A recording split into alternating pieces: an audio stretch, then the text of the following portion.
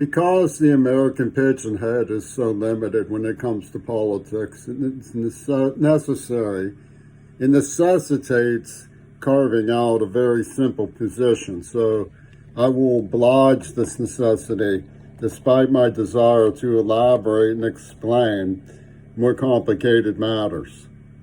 We can see from the criminally insane response of the state of Israel, the obliteration of Gaza, the murder of America's ethical heritage, that the people of Gaza could be believed to have given off a desperate scream on October 7th, when their daring men sought law enforcement to take prisoners the insane criminals who were killing their people. Today it was reported that despite the obliteration practices, another desperate scream went out.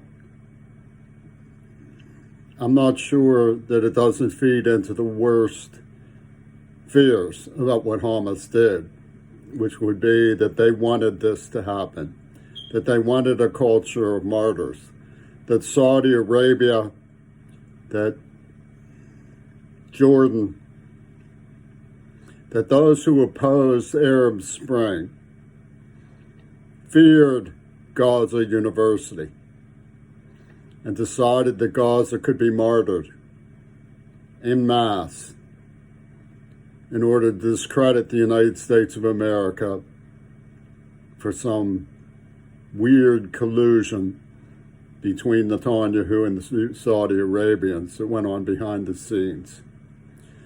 And Hamas's attack today can never be supported because it's obvious that it's foolish and is only going to doom those civilians to more mayhem from the brutal and criminally insane Israelis. I say with no remorse that I have never believed anything but that the United States of America should weigh in against Israel from the very first footfall in Gaza. I have cheered the bravura of poor little Yemen, desperately crying for their brothers in pain. We hear the absurd spectacle of little men like Obama, for he is a little man, lacking in character and substance, and other imitators of bushy tune, who is deranged weasel profiting from the megalomania personality cult and brutal fascist mind of Ronald Reagan in America, the men who killed JFK. If you don't believe it, have a look at the evidence I've compiled in StoryChecks.org. I cannot say anything kind about Bobby Kennedy and his refusal to weigh in against Israel. He stands up and he repeats shibboleths offered by people like myself who loved Kennedy against the words, his uncle JFK, against the words of detractors like Chomsky. He says my uncle wanted to smash the CIA into 1,000 pieces and scatter it to the winds. He says he wanted to take apart the war in Vietnam. He says his father opposed the war in Vietnam. Most of us remember differently. Most of us remember that they were cautious.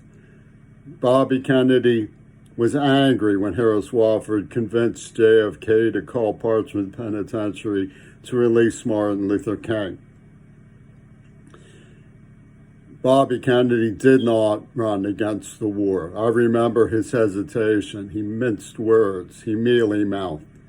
And RFK Jr. is going to leave it to his son or his grandson to say, oh, Bobby was mad about what they did to Gaza.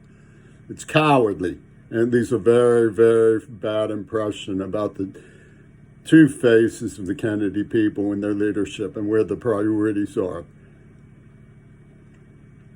It's important to remember what really happened on 9/11.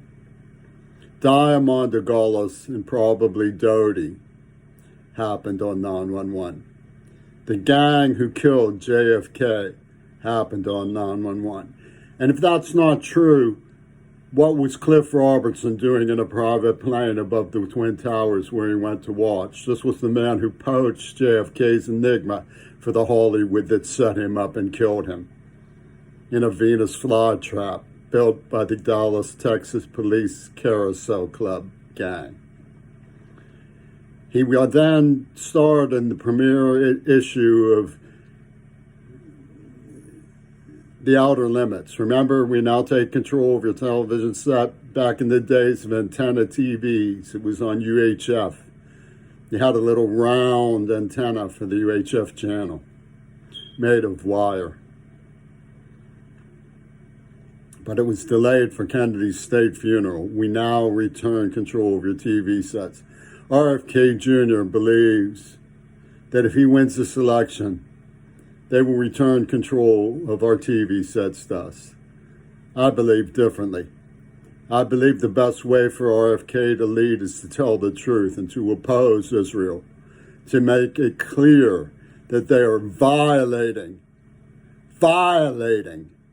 America's ethical heritage.